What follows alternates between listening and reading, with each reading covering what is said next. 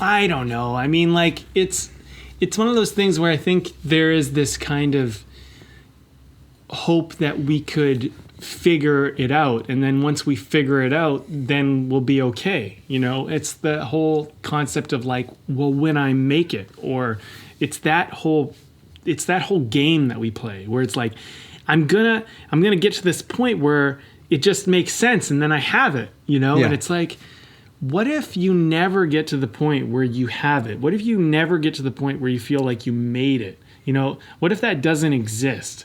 Yeah. And this, what now? yeah.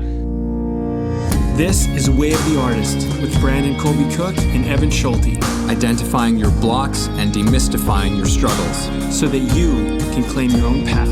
and make your life a work of art.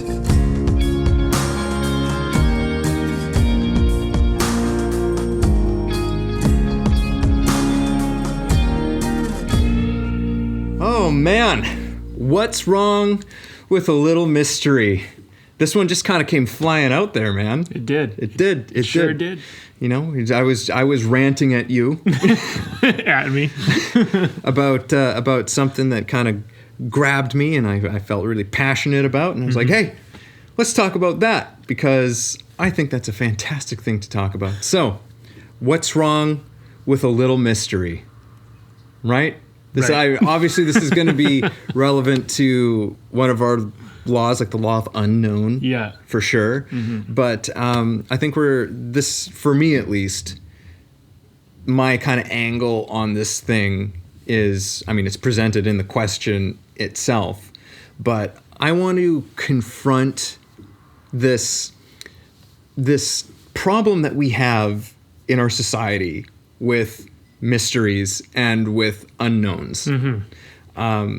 We generally don't like them. We like to try and know everything. We like to try and have all the answers to everything before we do anything or before we speak about anything. Where I'm of the opinion that for as long as human beings will ever be around, there will never be any shortage of mysteries available to us. Yeah, I think a lot of people want certainty, and they want certainty in all areas, including their creativity and their art. And certainty is boring. Certainty, is not a risk. Certainty is not interesting. When you already know how things are going to go, when you already know the ending, it's not exciting anymore. It loses that mystique. It loses even fear has its place.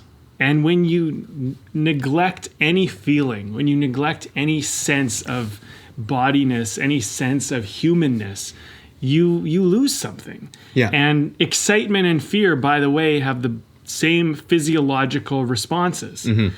It's simply that one you call exciting and another one you call fear, but basically you're feeling the same thing. You're essentially feeling the same thing, and it's really just your decision about how you are deciding to think about this feeling you have. Yeah. And one of the things that I always try to encourage people, and I feel like this relates, is let yourself have a feeling without telling a story around the feeling. Yeah. Be angry and don't say I'm angry because. Don't pair it with anything. Be scared and don't be scared because of anything. Like, let yourself just have a feeling, or be happy just because you're happy, whatever, joyful, whatever you want to call that, right? Yeah. And sad or whatever. But when we try to understand it and make a reason out of it, we actually do ourselves not only a great disservice, but we lose an opportunity. And that's why mystery is sometimes important. Like, if you start going like, I'm having a body sensation, why am I having this body sensation? And then you try to get certain about it and come up with an answer. First of all, you're probably wrong.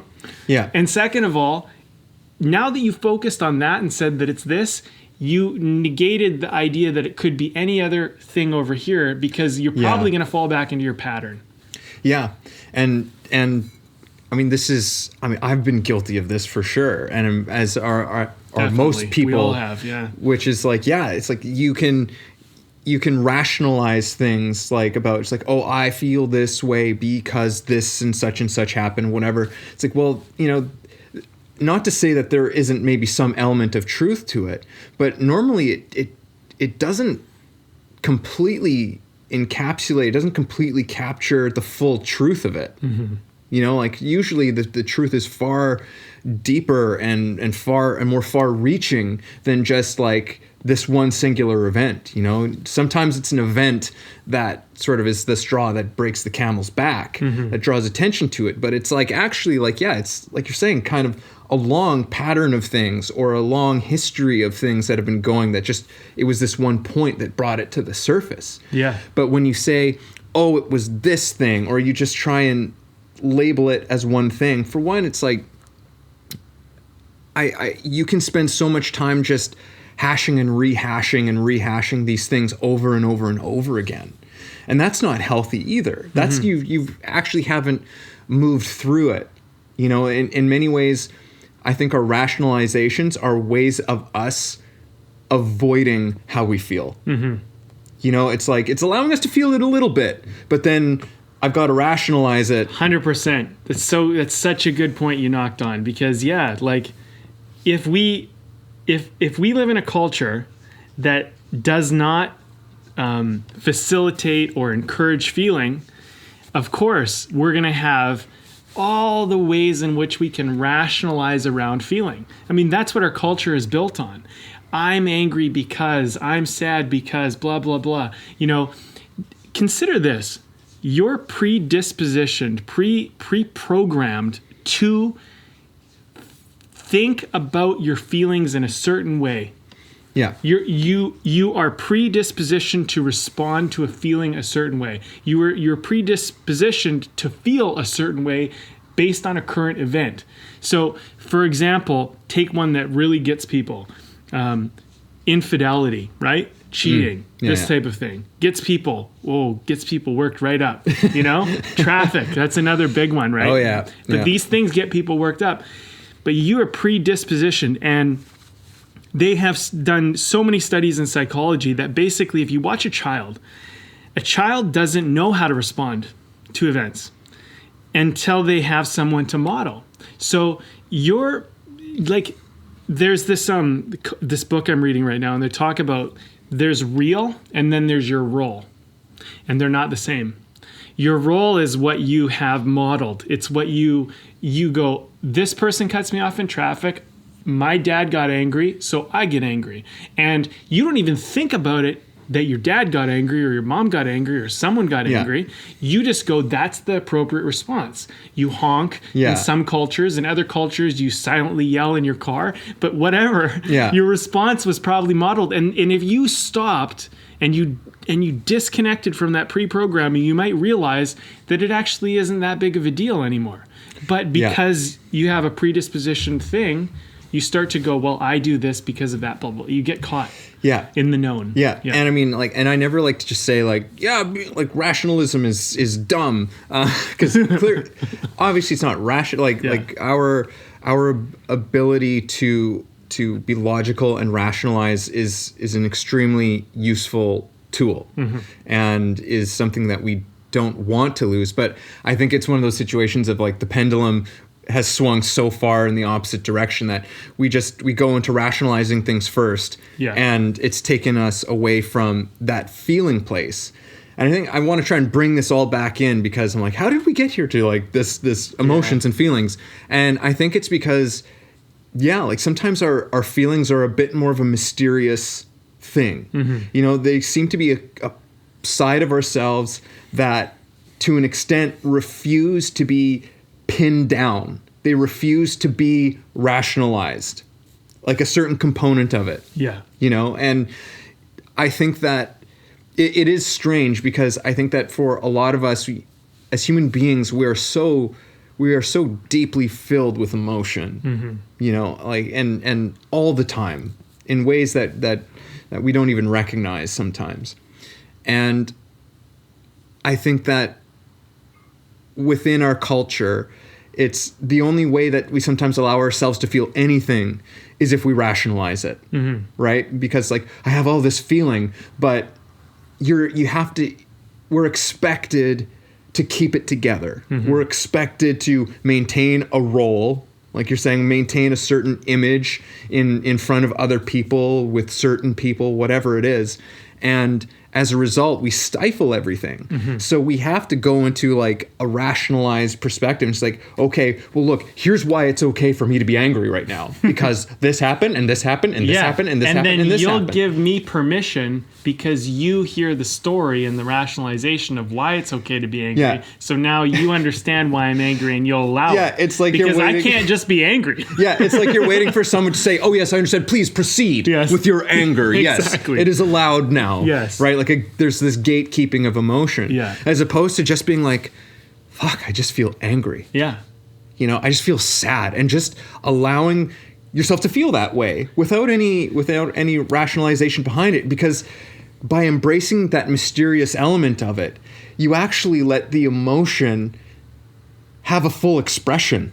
Yeah. And, I'd like our audience to just stop and take a second, because consider, maybe you've heard this, but there are a lot of people out there who have never even heard that concept, and that might be you right now, that you've never even heard that you could actually just have a feeling. Like that's never even been presented to you as a viable option. Yeah. So like we're presenting, which could be a somewhat profound or new idea to people, which is that you can actually just have a feeling. You don't have to have a story. You don't have to have a reason. You don't have to have any of this logic or rationalization around it. And I think anybody who's listening to this is getting to a point where they're either you're trying to work on your art, you're trying to move through some type of creative thing, you're trying to push yourself or open yourself up, or you might be, I'm thinking maybe you're working through something, like maybe you're feeling a depression, maybe you're stuck somewhere in life or whatever. This is a great place to start. If you're feeling like anything in your life that isn't working, you might go, well, I feel depressed because. You don't have to say you feel depressed because. You don't have to bring in your past or bring in your future or bring in any of this stuff. You could just be like, I feel deeply sad right now. And I don't even know why. And that's okay. Because the other thing that culture says, if you don't have a reason, that's not okay. Yeah. And when really it's like, to kind of go back to like one of my points earlier is like, if you can even just say, it's like, I'm angry for a million fucking reasons. Yeah. There's a lot or to I'm be sad angry for about. like it's not just a couple of things. Yeah. It's like you are like the reason why you're mad or you're angry is actually for a million fucking reasons. You know, and it's like, what are you going to go through each and every single one of those? It's a game of whack-a-mole. Yeah. You know, that's why people stay stuck in some of their places sometimes, because it's just like, you can keep on going over this and over this as opposed to just being like, I just feel this way. Yeah. And if it helps, you can say, it's like, I feel this way for a million reasons. Yeah. That's a good way. Like, that's a great way to look at it. I feel this way for a million reasons. Yeah. And I'm not even gonna try to figure out which one or which any of them is going to be a priority. Like, that's not the point. The point is right now you feel a certain way, and that's valid, and that's okay. Yeah. And you get to decide what you'll do with it, of course, but by going over a million reasons why you feel a certain way is not going to help that way any more or make it any better. You know what I mean?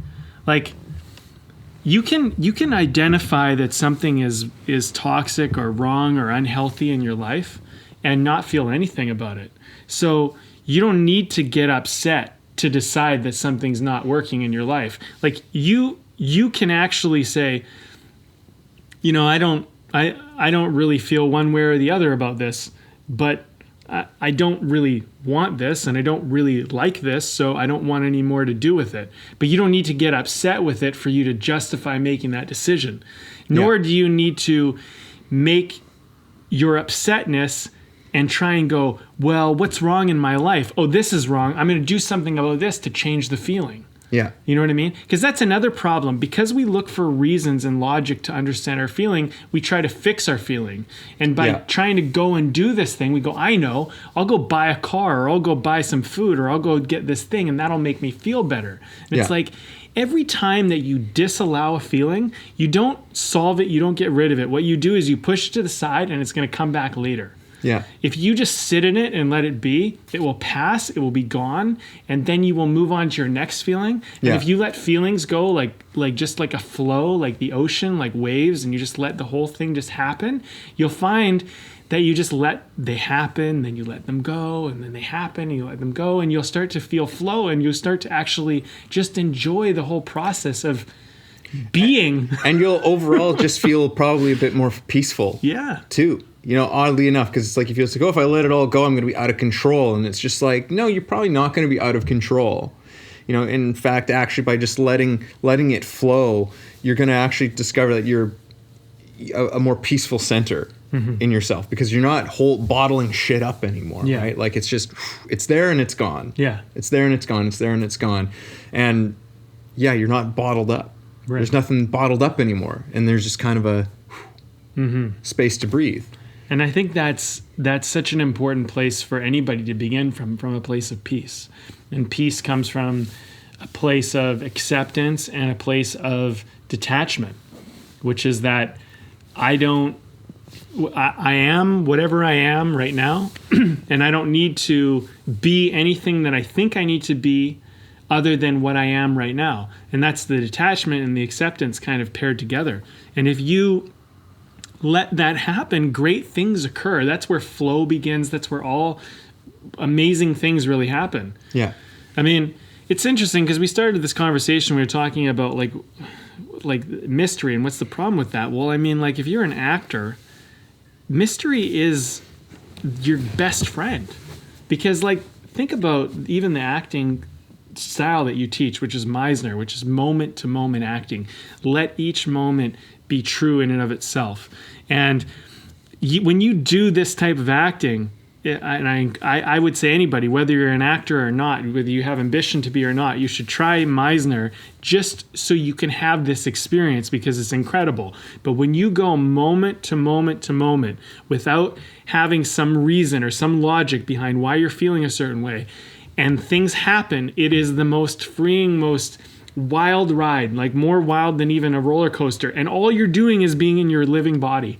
It's incredible, you know, but if you try to predict it, try to know it, try to make it certain, try to say like, this is how I think it should go, the whole thing goes off the rails and it just feels stuck, you know? Yeah, and because there's no room for mystery there, Yeah. which is like the whole thing is like a treat every single time you're performing as like a mystery that you don't know what's going to happen. Right. And the byproduct of that is attention, like real attention on something. And then there's actually the ability to really discover something, to really find something out, to sometimes even get answers to something. But if you come in with a preconceived notion of what something is, then you can miss it altogether, right? Yeah. Or try to force fit it, you know, like square peg, round hole. You know, that's Well, it's, you know, there's a good example you could use of like, if you go into a room looking for, say, the color orange, right? And it's like, you're looking for orange, and then I ask you, how many circles and squares did you notice?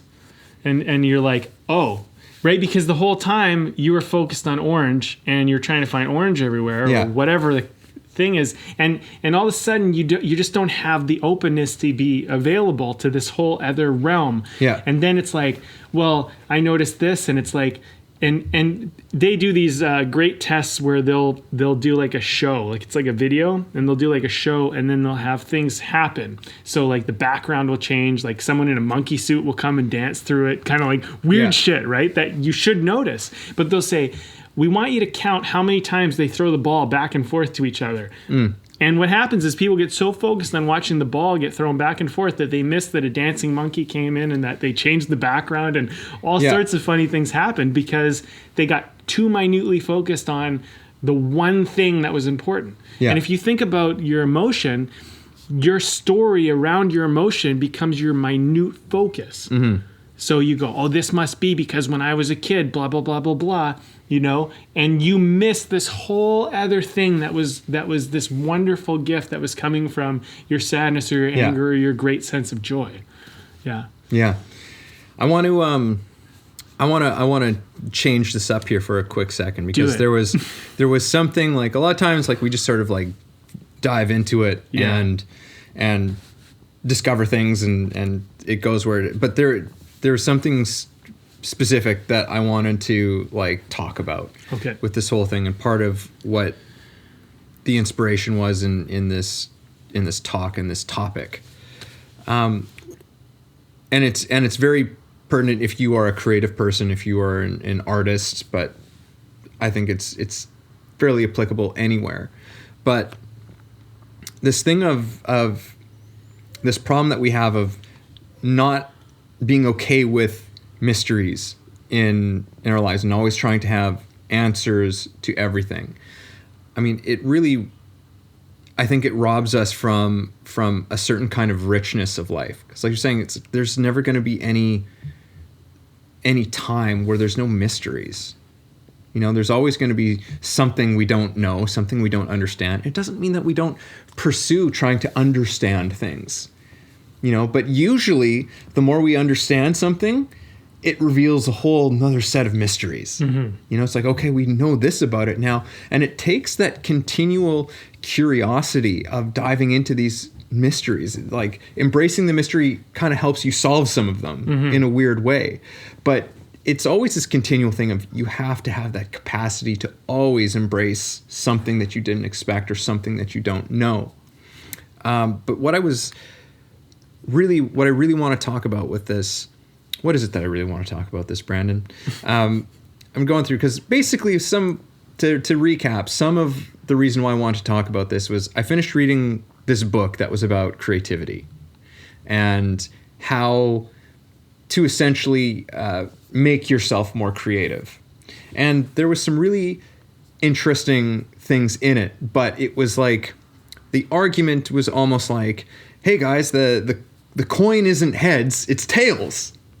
Right? Like, that was kind of how the argument went in the whole thing, where it's like, it's not a mysterious thing, it's just biology, and it's just, you know, and psychology and all of this stuff. And yes, it is those things too, absolutely. But to me, there was, as somebody who's been in creativity and artistry and those fields for a long time, one of the things that rubbed me the wrong way about it was that I, at one point, tried to solve all of my challenges creatively through throwing more technique, you know, more technical things to the problem, trying to solve the problem and get the answers. And I was left frustrated. I was left angry. I was left, you know, disillusioned. I'm just being like, what the hell am I even doing? I stepped away from acting for 2 years, you know, when it was all I knew. Mm-hmm. And I had to step away from it because I just didn't understand it anymore. And what I was doing there. And it was actually coming back to a place of embracing mystery to some extent, to embracing some mystery, to embracing unknown, that actually helped to revive and propel my creativity into a completely different dimension, right? By embracing mystery as opposed to just trying to solve everything. And that was something that I wanted to bring into this conversation. Mm-hmm. I don't know if you have any thoughts on that. Well, I have lots of thoughts. I have always lots of thoughts. I think way too much. I don't know. I mean, like, it's one of those things where I think there is this kind of hope that we could figure it out, and then once we figure it out, then we'll be okay. You know, it's the whole concept of like, well, when I make it, or it's that whole game that we play where it's like, I'm gonna get to this point where it just makes sense, and then I have it, you know. Yeah. And it's like, what if you never get to the point where you have it? What if you never get to the point where you feel like you made it? You know, what if that doesn't exist? Yeah. And this, what now? Yeah. This kind of like breaks people's paradigm of what they think they're trying to do, you know?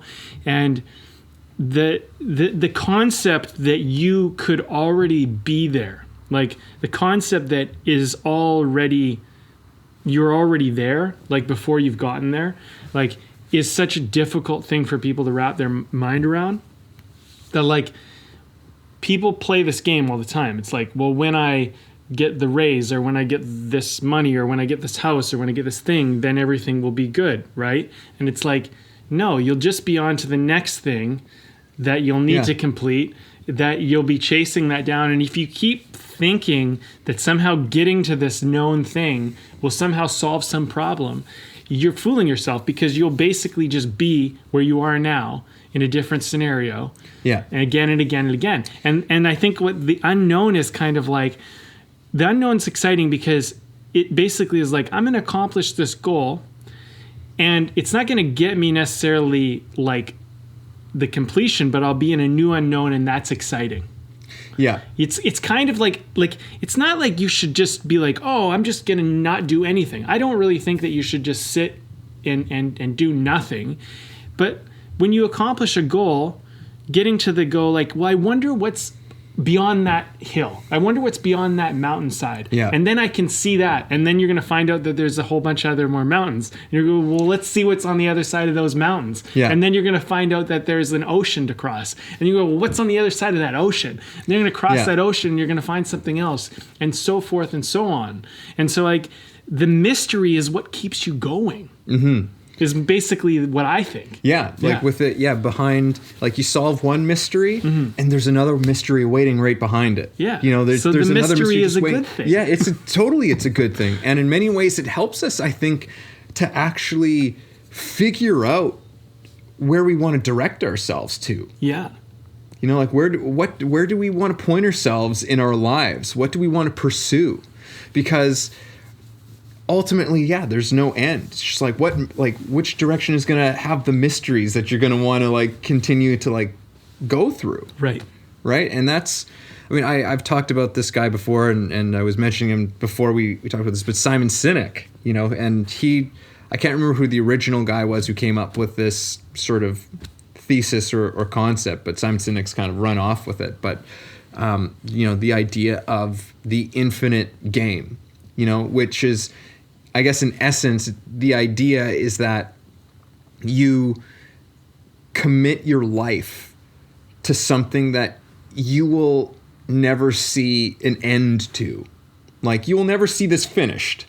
Like, it's something, it's not about next year or 5 years from now or whatever. Like, it's about like the next generations. You know, you commit yourself to that, you know, and with that comes incredible innovation. You know, it's a reprioritizing of how you go about things, and there's kind of there's a clarity and there's a calm that comes with that. And he has some really terrific stories about, you know, real life people and companies and businesses, because he mostly kind of deals with like business.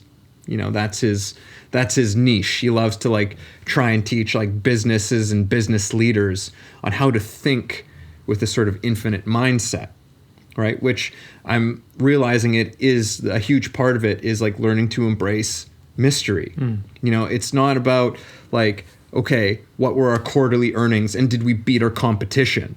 You know, did we do better than our competition did? No, it's about, did we outdo ourselves? You know, really, it's a bigger thing than just that, than just trying to beat somebody else. It's, did we go above and beyond what we have done before? You know, how, like, what have we given? Have we put something out there that is in line with a bigger vision? You know, that's bigger than any single one of us. It's bigger than just, you know, our profits for this time, but a long term, like a far bigger picture than we're normally accustomed to. And I mean, he brings up some like just fantastic statistics and things about how like certain companies perform and the culture that's kind of going on now, that and the effects that's had, like how companies don't survive as long as now than they used to. Yeah. You know, like there's like a lot of loss of a bigger vision of a bigger aim is actually destroying companies. That become too obsessed with, their annual reports and beating their competition and just responding to that as opposed to having something else bigger that they're trying to do. I think what it does is it creates a certain level of values and priorities that over, I don't know what the word is over, they matter more than the moment you're in. Like they let you get through the thing. Like, when you're really clearly focused on something, when you have like a really big goal, what ends up happening is, if your goal is not too immediate, what you'll do is you'll put aside things that you want to do in this moment because you recognize that will help you get your goal. And so there's all these other elements that would play into that, I could imagine. Like, they say that confidence comes from your ability to trust, your ability to be able to decipher between what you can count on and what you can't count on, including yourself. It becomes, it's a lot to do with a certain amount of honesty and realistic consideration of who you are, who's around you, what your environment has to hold for you, all of that. That's confidence. Self-esteem comes from a certain amount of like you recognizing that you're not your story and that what you can actually contribute or offer or build or give is actually a lot of what builds you up as a person.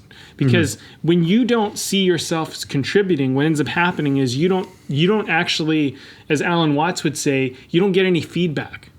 Like your feedback is actually based on what you contribute. So if you let yourself sit in if you let yourself get to the point where you don't offer anything back, you'll actually lower your self-esteem to the point of neurosis. Like you'll feel so low about yourself, you'll feel like you're nothing. Right.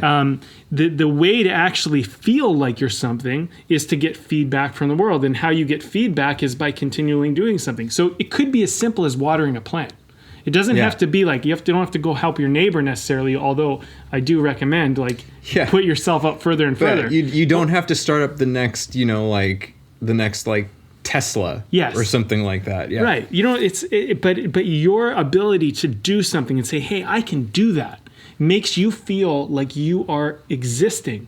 And that existence is kind of your self-esteem. It's you having esteem for yourself being in the world, Yeah. And then you pair that with confidence.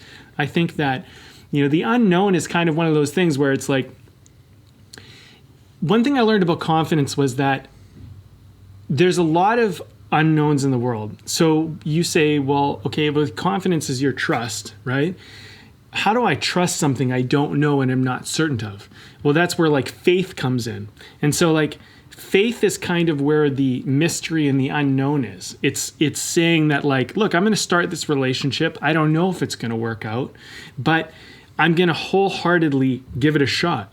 If you decide that you're not going to if you're going to recant your trust, if you're going to take that away, what happens is you're going to take away your confidence. So you can say I'm going to trust this person, or I'm going to trust not to trust this person. Mm-hmm. But either way, your trust, your decision to be or you could say here's another example. Maybe that's not clear. I trust this person to this degree, but I don't know. I have to have faith in them to this degree. And so then you have kind of a line between your faith and your trust. And I think that when it comes to going into the unknown, it comes to mystery, you need a certain amount of self-esteem and you need a certain amount of confidence. If you don't have those things, if you have low self-esteem and no confidence, you're going to feel like the unknown and mystery are the scariest things in the world, because you're going to feel like the ground's going to fall out from you. And that's why people get so scared. Mm-hmm. And by the way, just because someone has material success does not mean they're confident, does not mean they have high self-esteem. Sometimes people have esteem, meaning that they have feedback from the world telling them they're great. But if you took that feedback away, they would feel like nothing. Self-esteem is when you could take that away and you don't care. Someone like Gary Vee, to me, is someone who has self-esteem, in my opinion, because he does not respond. Either way, you could tell him he's great. You could tell him he's an asshole, and he won't be like, thanks, whatever. Like, I don't care. It doesn't matter. Yeah. To me, like, that makes him unshakable. You know, I'm not saying he's like, he might not be your person, but if you look at that, that's a great position to take, which is that I'm not going to let the esteem of the outside world affect my self-esteem. Mm-hmm. Yeah. And anyway, I mean, when I'm talking about going to the unknown, I mean, going to unknown, like, for example, you want to be famous, you want to do something, you want to create something in the world, you're going to have all these people like slamming your idea and telling you you're terrible and all this. Brene Brown, she actually talks about how when she did her first talk, how she just got slammed like on the internet, right? Yeah. One of the most influential talks like of this decade, of this, you know, century really. And she got slammed for it, but it made her career. Yeah. And the thing is that if you let the outside world tell you who you are, then you'll never be willing to dare to venture into it. Mm-hmm. So you know, self-esteem and confidence are such an important element to this. I think that it's important to bring this up. Is like, what's wrong with mystery? Well, yeah, mystery is no good when you have no self-esteem and no confidence. You know, it really isn't going to be a valid option for you because you're going to want to stay to the known, stay to the safe. Yeah. Keyword. You want to stay to the safe. You want to stay to the known, the predictable, because you don't want to dare going out there because you know that you don't have the internalness built inside of you to withstand that storm. Yeah. Yeah. You know, it's interesting is that this is something I've never really considered, but like mystery, being able to embrace mystery as being actually like a tremendous source of strength. Oh, yes. Courage, man. And courage. Like being able to embrace mystery. Like it opens up possibility. I think that's like a huge thing of it. And when things are possible, you know, when even whatever situation you're in and you can embrace mystery and say like, look, anything is possible. You know, like, I don't know anything. Anything is possible. There's freedom in that. There is strength in that because it doesn't assume anything. You know,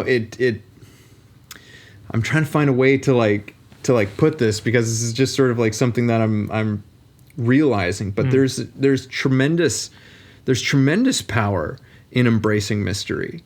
Like it can pull you out of a rut, you know, because in many ways when you're in a rut, like you have the story going, right? You have the story going where you assume that there are a lot of things that you know for sure. Mm-hmm.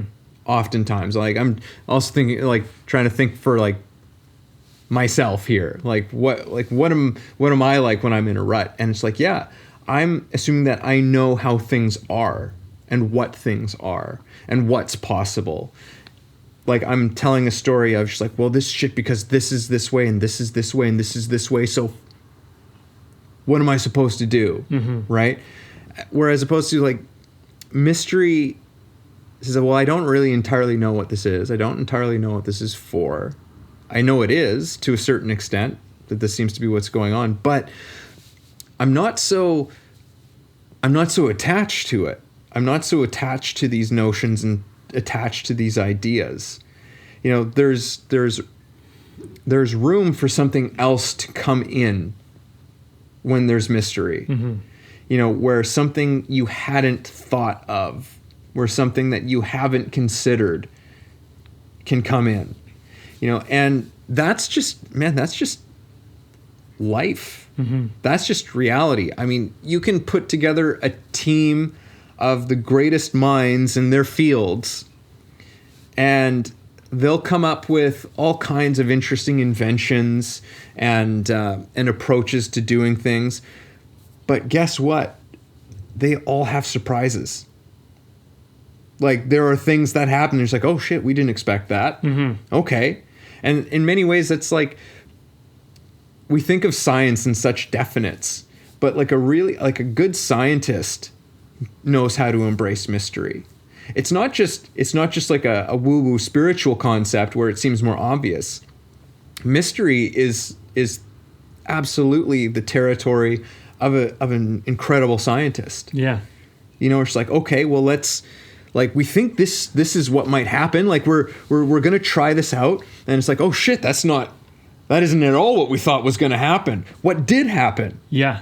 And then you ask that question. It's like into that mystery. It's like, okay, well, let's see what happens when we do this. Or like so often, some of the greatest scientific inventions happened as a result of something unexpected. Totally. They were trying to do one thing. They were trying to do one thing, and they ended up coming up with something else that was tremendously beneficial. Yeah. You know, and the point is that, like, yeah, it doesn't matter how intelligent we are, you know, how educated we are.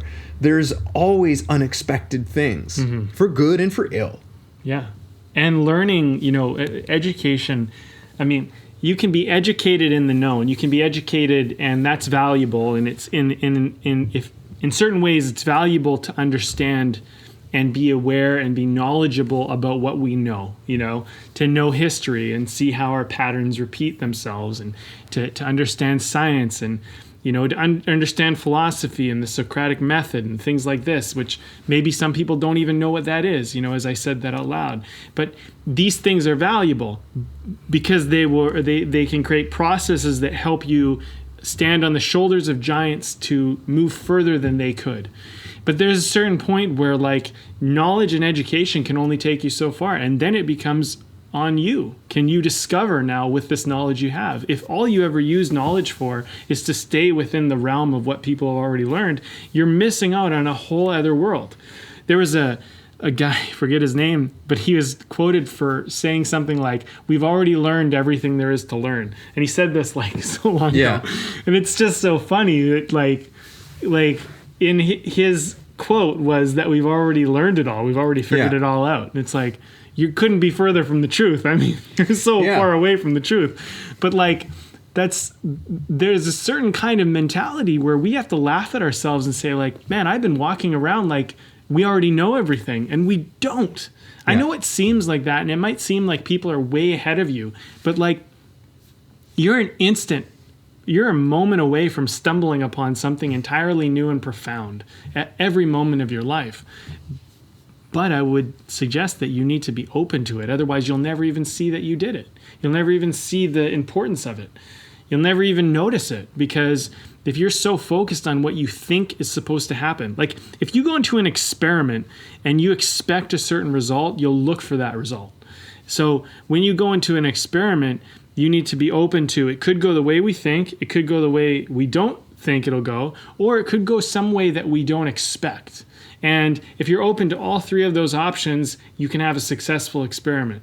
But if you go, well, I'm going to do this experiment, it's going to happen this way, you miss out on like 66.6% of the whole thing that could happen, which is something you don't expect or it goes the other way.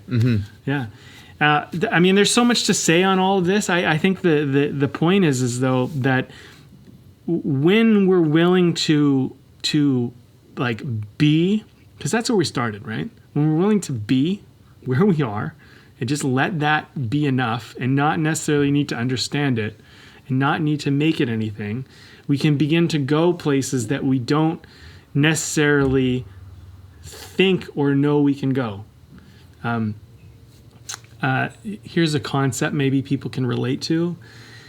When I was younger, I used to think, you know, she's out of my league. I can't date that girl. She's just so, like, she'd never be interested in me. Yeah.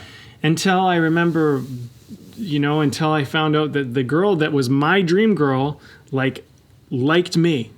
And it kind of blew my mind because I was like, why? Because the way I looked at myself, the way I saw the world, it changed my idea on what is possible. And I think that what can happen is you can begin to create an inertia of what you think is in your realm of possibility. And you just don't know that. And if you get so committed to that, you can make your realm of possibility so small that you just shrink yourself right down. And mystery is kind of like you daring to go outside of what you think's possible, of like going out there and just trying and seeing what happens. There's all sorts of things that are possible. You just don't know they're possible because you don't know necessarily how they work. And by the way, when you talk about like someone being in your league, you're assuming that what's important to them and what they value is the same thing you value. And maybe when you look at your values, you don't have what you think they value in you, but maybe they value something that you don't even realize. Like maybe they value things like your integrity or your sense of humor or your character or your honesty or your just nerdiness. You know what I mean? And you're thinking, oh, I'm just not enough for this person. Meanwhile, they're looking at you going, man, they're so cool. They're so passionate about this thing, and maybe that's what they're interested in, but you don't know because you're in your little box, your little tunnel, looking at the world as though it's this small, and it's just incredibly infinite, and the unknown is like, man, I think I know, but maybe I don't, and that's exciting, that's exciting. But if you immediately limit yourself. One more thing I want to say on this, just because I'm on it.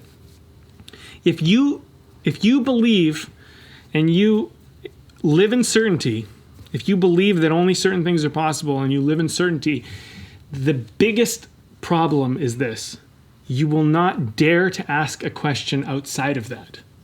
Yeah. So if you don't think that certain things are possible, you'll never even dare to ask for them. So my call to action from everybody who's listening to this is ask something that's outside of your realm of what's possible. Go and ask those questions. You might actually find out that it's possible. You might find out you can actually open way more doors than you realized, but you just have not been willing to ask. And because you don't know to ask and blah, blah, blah, but I'm giving you permission. Like, go and ask. You might find out that you can have so much more than you want. You can open up so many doors by just asking for it. But people won't even ask. They won't even ask because they've already decided that the answer is no. You do not know that. Yeah. You do not know that. People are actually surprisingly willing to give you and open up doors for you so much more than you realize. Yeah. So, especially when you come in with a genuine and sincere curiosity. Totally. Lots of people, especially people who are like out of my league, or, oh, these people are super successful and they don't have time for me. It's like, you'd be surprised how many people will be like, yeah, absolutely, I'll sit down and have coffee with you. Yeah. They love to share the things that they've learned, know, and know and whatever, because so many people don't ask. Right.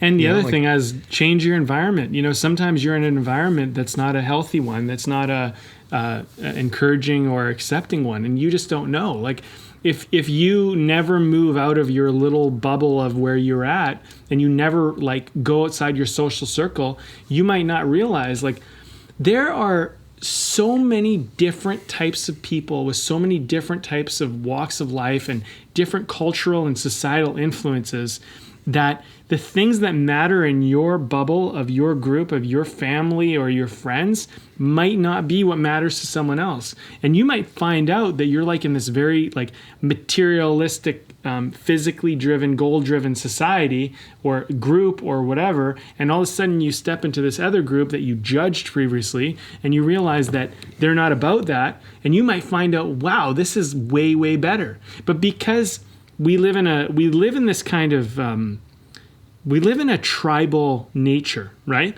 Where what happens is people go, this is how I think, this is what I believe, and this is right. And they believe this, and that's wrong. And so what ends up happening is, if you're in tribe A that believes this is right, and you're taught to believe that that's wrong, you will refuse to look at what is quote unquote wrong. Yeah. Meanwhile, that tribe is looking at your tribe going, they're wrong. And now you guys aren't hearing each other. And what you might realize is that if you just talked and didn't call each other wrong, that if you incorporated both ideas, you might actually find out that you had a better third idea. But we live in this world where we get stuck in the known of what's right, what's wrong, who's who, and blah, blah, blah. Yeah. Yeah. And assumptions and thinking that we're right about things. And it's a much more conflicting way to live. It is. Yeah. Well, let's start to wrap this guy up, I think. Okay, we said enough, huh? We'll talk. I think so. I mean, I've got some closing comments, to say about all of this, to recap some of this. But I figure, I think it feels pretty good to just start winding this one down. Sure. And we made some good points. I think people can walk away with something already. Yeah. Okay. So tell us. Yeah, we're drinking beer as we always do. Again, not sponsored. The beer was how this all started, in some ways. Yeah. Not in all ways, but in some ways. It didn't start because of the beer. It didn't start because of the beer, but the beer helped it. Yeah, the beer was involved at the start. It encouraged it. And so we continued that tradition of drinking a craft beer. And if you are in a place that has a craft brewery, please, and you haven't gone, then please go and check it out. You'll find a lot of very passionate people and get engaged with your community. It's terrific. Yeah. And so this one is actually from the place where it all began. This is from 33 Acres, and this is one of their classics, one of their staples, their flagships, and it's called 33 Acres of Sunshine, which is a French Blanche. And it's great, man. Like it can do no wrong. Can do no wrong. Yeah, I really like this one. Yeah, nice and light, kind of a little hint of coriander in there. Coriander, huh? Yeah. Oh. Yeah, oh, yeah, man. All right. You know it.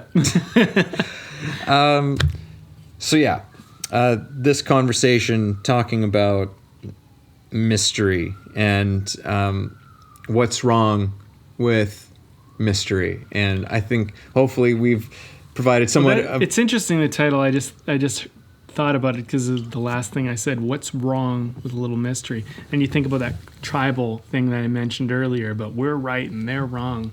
Like, what's wrong with a little mystery? What's wrong with this out here that you don't know or don't understand that you're judging, right? Yeah.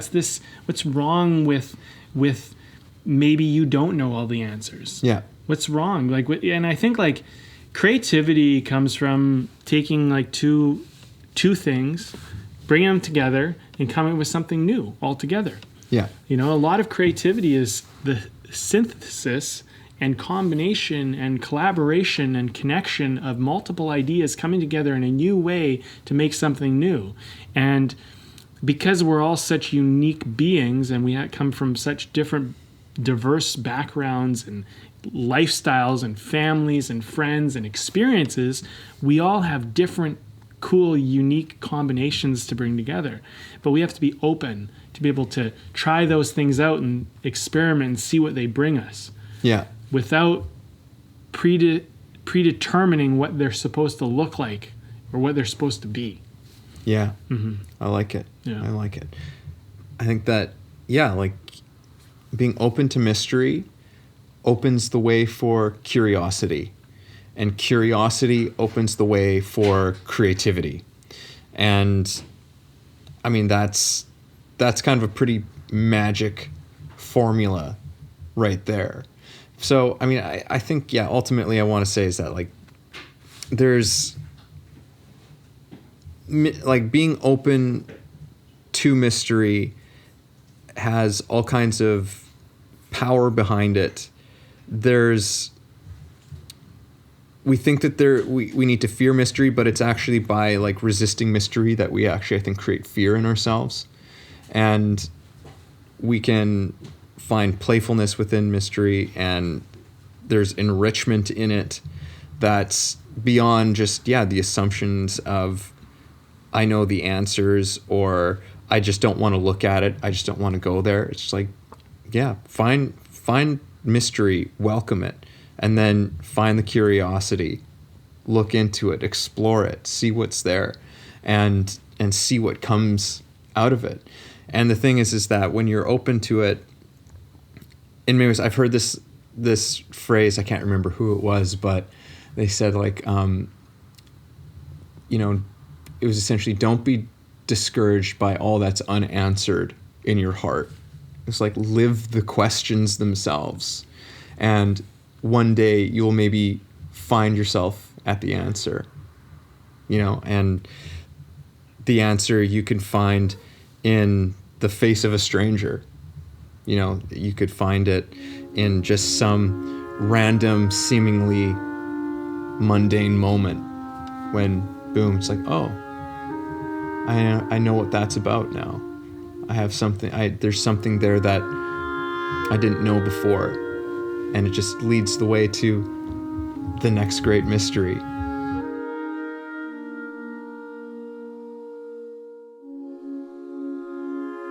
Thanks for listening to the show.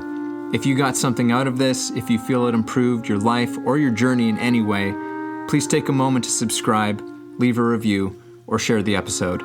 You can also support us on Patreon, where we have tons of great bonuses. You are the ones that make the show possible and help us to thrive. Thank you for joining us.